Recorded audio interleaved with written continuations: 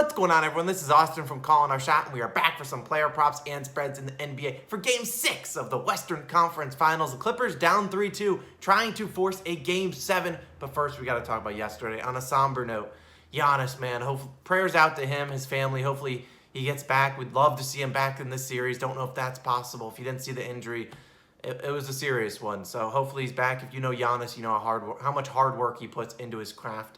And regardless if you hate him on the free throws or the three-pointers, whatever, you know how much hard work he has put from his rookie year all the way till now. And just to see him finally make the conference finals and see something like that happen, that's tough. And so I prayers to him. Hopefully he's back. I'd love to see him back. He's one of my favorite players in the NBA.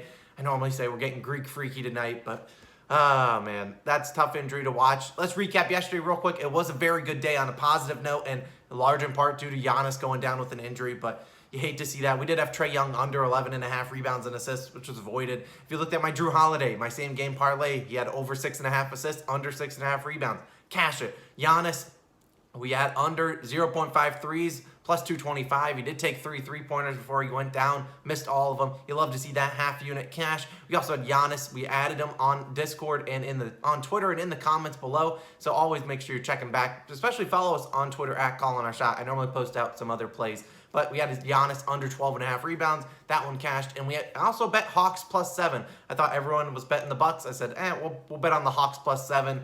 And they ended up winning outright, which is kind of what I thought could happen.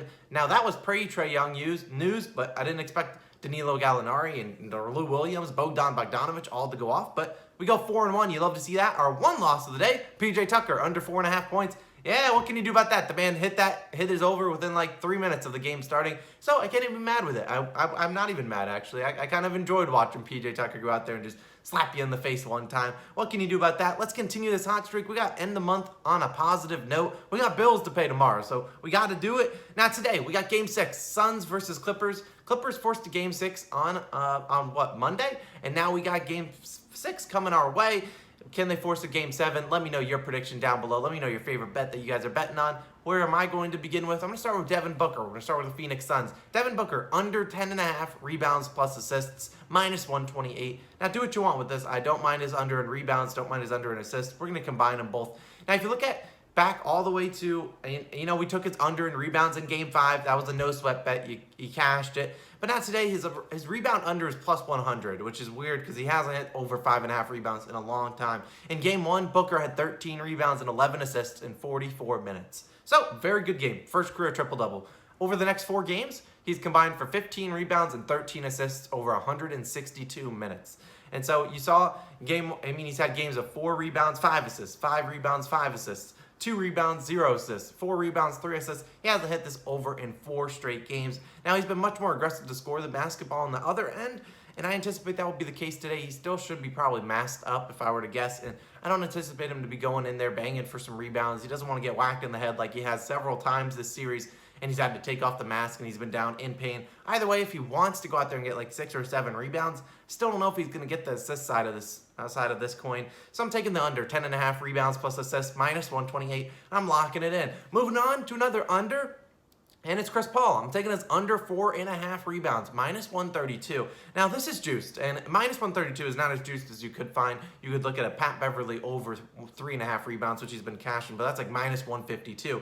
This is an under minus 132. And you look at Chris Paul. He's averaging 3 rebounds per game this series. He's had 2, 4, and 3 rebounds in the 3 games that he has played. So he hasn't hit in any of those. You look at the whole playoffs as a whole. He's only hit this over in 4 of 13 games, a little under 31%. And 3 of those games came against the Denver Nuggets. I expect Ayton to be more hungry like we saw him in Game 4 of this series back in LA when Ayton had 22 rebounds, and he told CP3 before the game, as they talked to the press conference, he was like, I got in here, and I think that will be the case today, as you'll see with my next pick. Either way, if he wants to get 5 rebounds, so be it. They have Ayton, they have Crowder, they have Mikal Bridges, who had a bad rebounding game. Last game wasn't engaged. I think both Crowder and Bridges will both be engaged, and I think they'll corral the majority of rebounds.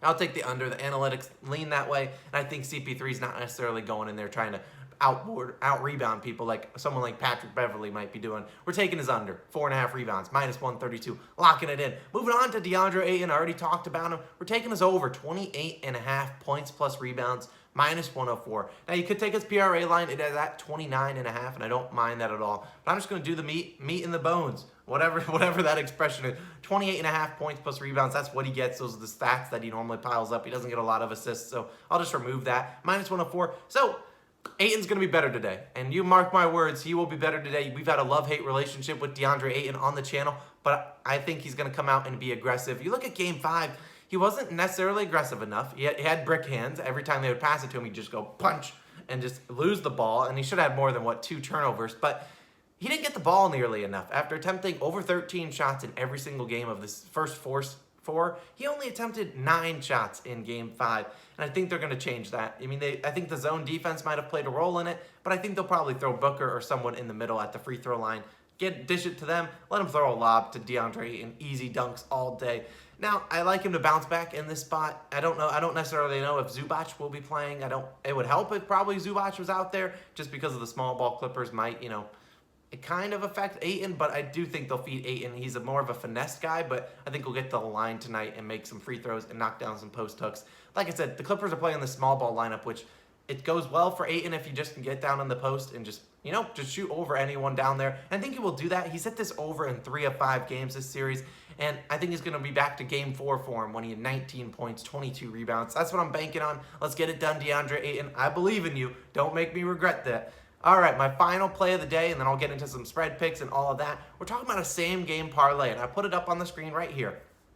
We're talking about is a plus 105. We got Reggie Jackson, 15 plus points. Paul George, 25 plus points. Devin Booker, 20 plus points. And CP3, 15 plus points. 4 legs, plus 105. We're going to put a full unit on it because I like all of these. But we'll talk about each leg real quick. Talking about Reggie Jackson.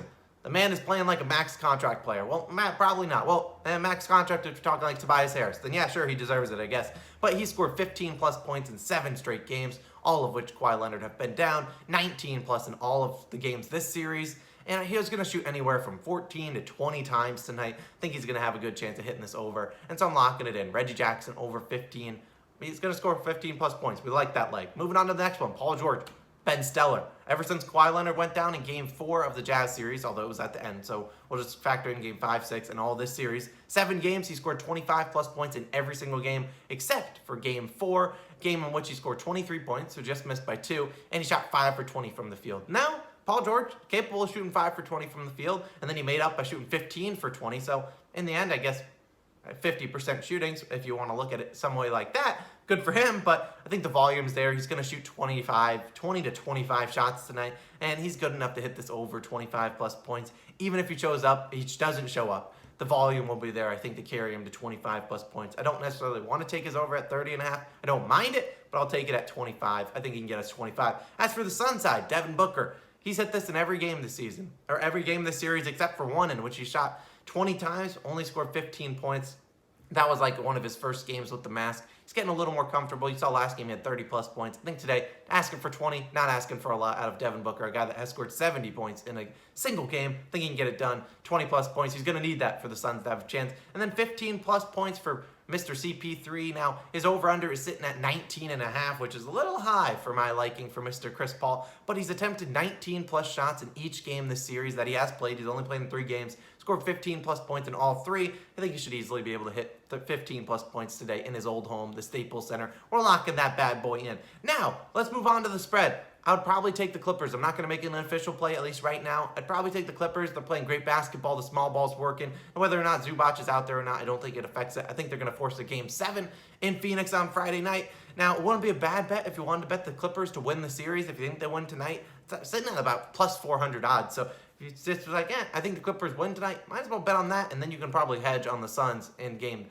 7. If the Clippers do win tonight, I can't imagine a world in which the spread is, astronomical, like 5 to 7 points in Game 7. Probably be closer to like 2-3 points. I still think the Suns will be favored because they're at home court. But interesting thing to point out if you want to bet on the Clippers to win the series. If you do think they win tonight, plus 400 odds, and then you can hedge and guarantee some return. Let's recap. Well, I'll give you a couple more bets I did consider. Paul George over in rebounds plus assists. Omron, one of our COS All-Stars, one of our ambassadors on the channel. He mentioned Paul George rebounds plus assists. I don't mind it, sitting at 16.5. Not going to do it. Don't mind that. Or Paul George is over in rebounds. I think he's at 13 plus rebounds in 3 straight games. Maybe I'll add something like that in. And so I always want to make sure you guys go follow us at callingourshot.com, or not call, at Twitter, on Twitter at callingourshot, because you never know, some things come up like odds boosts and things like that I want to fade and bet on. So always check out that. Maybe we'll add some more plays. Let's recap. Devin Booker, under 10.5 rebounds plus assists. CP3, Chris Paul, under 4.5 rebounds. DeAndre Ayton, over 28.5 points plus rebounds. And then my same game parlay, plus 105. Reggie Jackson, 15 plus points. Paul George, 25 plus points. Devin Booker, 20 plus points. And CP3, 15 plus points. You'll love to see those. Those are my 4 plays of the day. Let me know your favorite play down below in the comments. And like I said, go follow us on Twitter at callingOurShot. Maybe I'll add some official plays as injuries roll in and out. And I'll also always pin them in the comments below and put them in the Discord. I appreciate all you guys' support. Go check out Logan's video. We appreciate it. I didn't even say subscribe to the channel yet, but subscribe to the channel if you haven't already. We really appreciate all the love and support. Good luck today. Let's go make some money today. We got bills to pay tomorrow. Peace.